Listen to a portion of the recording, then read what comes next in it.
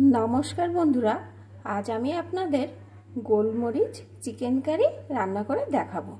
তার জন্য এখানে আমি 500 গ্রাম চিকেনকে ভালো করে ধুয়ে পরিষ্কার করে জল ঝরিয়ে নিয়েছি। এখন আমি এই রেসিপিটি কেমন করে করছি বন্ধুরা, প্লিজ একটা লাইক দিয়ে দেখতে থাকুন। প্রথমে চিকেনটার ভিতরে আমি দিয়ে দেবো একটু পাতিলেবুর রস, দিয়ে দেব 1 চামচ পরিমাণ গোলমরিচের গুঁড়ো, একটু লবণ। এখন সমস্ত কিছু দিয়ে চিকেনটাকে ভালো করে মাখিয়ে নেব। চিকেনটা সুন্দর করে মাখিয়ে নিয়েছি। এখন 30 মিনিট মতো আমি চিকেনটাকে রেস্টে রেখে দেব। এখন আমি একটা মশলা তৈরি করে নেব। তার জন্য এখানে আমি একটা মিক্সিং জার নিয়ে নিয়েছি। এর ভিতরে প্রথমে দিয়ে দেব একটা পেঁয়াজকে 4 ভাগে ভাগ করেছি, সেই পেঁয়াজটা, 10-12টা রসুনের কোয়া, একটা বড় সাইজের টমেটোর অর্ধেক। মাংসের পরিমাপ বুঝে এই মশলাগুলো কিন্তু দিতে হবে বন্ধুরা। 1 টুকরো আদা, 4টে কাঁচা লঙ্কা। ঝালটা কিন্তু আপনারা আপনাদের মতন দেবেন। এখন সমস্ত কিছুকে ভালো করে পেস্ট করে নেব। সব কিছু এখানে আমি সুন্দর করে পেস্ট করে নিয়েছি। এখন আমি রান্নাটা শুরু করছি বন্ধুরা। রান্নার জন্যে এখানে আমি কড়াইটা গরম করে পরিমাণ মতো সর্ষের তেল দিয়ে দিয়েছি। তেলটা গরম হয়ে গেছে। এখন আমি ফোড়নে দিয়ে দেব গোটা গরম মশলা, একটু চিনি, একটু হলুদ গুঁড়ো। এখন এগুলোকে একটু নাড়িয়ে নেব ভালো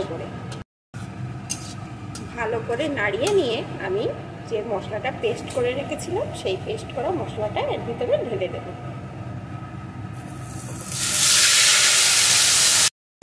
এখন এই মশলাটাকে ভালো করে কষিয়ে নেব যেন এর কাঁচা গন্ধগুলো দূর হয়ে যায়। সব কিছু সুন্দর করে কষিয়ে নিয়েছি। এখন এর ভিতরে দিয়ে দেবো আমি 1 চামচের 1.5 চামচ মতো জিরে বাটা, সাথেই দিয়ে দেবো লাল লঙ্কার গুঁড়ো। ঝালটা কিন্তু আপনারা আপনাদের পছন্দ মতন দেবেন। পরিমাণ মতো লবণ, মাংস ম্যারিনেট করার সময় কিন্তু লবণ দেওয়া আছে, সেই বুঝে লবণটা দিতে হবে। এখন আবারও কিছুক্ষণ ভালো করে কষিয়ে নেব। এইভাবে অল্প আছে সমানে নেড়ে নেড়ে কিন্তু মশলাটা সুন্দর করে কষিয়ে নিতে হবে। মশলা কষানো যত সুন্দর হবে রান্নার টেস্ট কিন্তু ততই ভালো হবে। ভালো রকমভাবে কষিয়ে নিয়েছি। দেখুন বন্ধুরা, মশলাটা দিয়ে কিন্তু তেল উঠে আসছে। এখন এর ভিতরে আমি ম্যারিনেট করা চিকেনটাকে দিয়ে দেবো।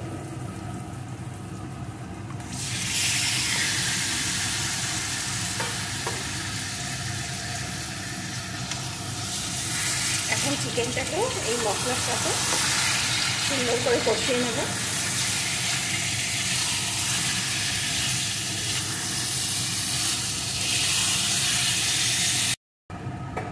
মশলার সাথে চিকেনটা সুন্দর করে কষিয়ে নিয়েছি।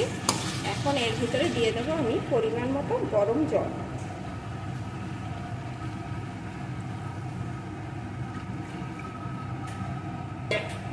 এখন ভালো করে নাড়িয়ে নিয়ে বেশ কিছুক্ষণ ফুটিয়ে নেব। জল দেওয়ার পরও ভালো করে আমি ফুটিয়ে নিয়েছি। এখন আমার রান্নাটা মোটামুটি কমপ্লিট। এখন উপর দিয়ে দিয়ে দেবো আর একটু গোলমরিচের গুঁড়ো,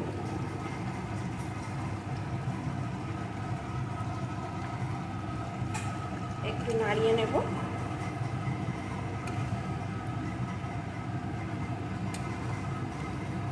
এখন এখানে আমার রেডি হয়ে গেছে গোলমরিচ চিকেন কারি। বন্ধুরা, আপনারা কে কে এইভাবে রান্না করে খেয়েছেন আমাকে কমেন্ট করে জানাবেন। আর যারা এখনও খাননি তারা অবশ্যই একবার এইভাবে ট্রাই করবেন। এখন এটাকে আমি একটা পাত্রে নামিয়ে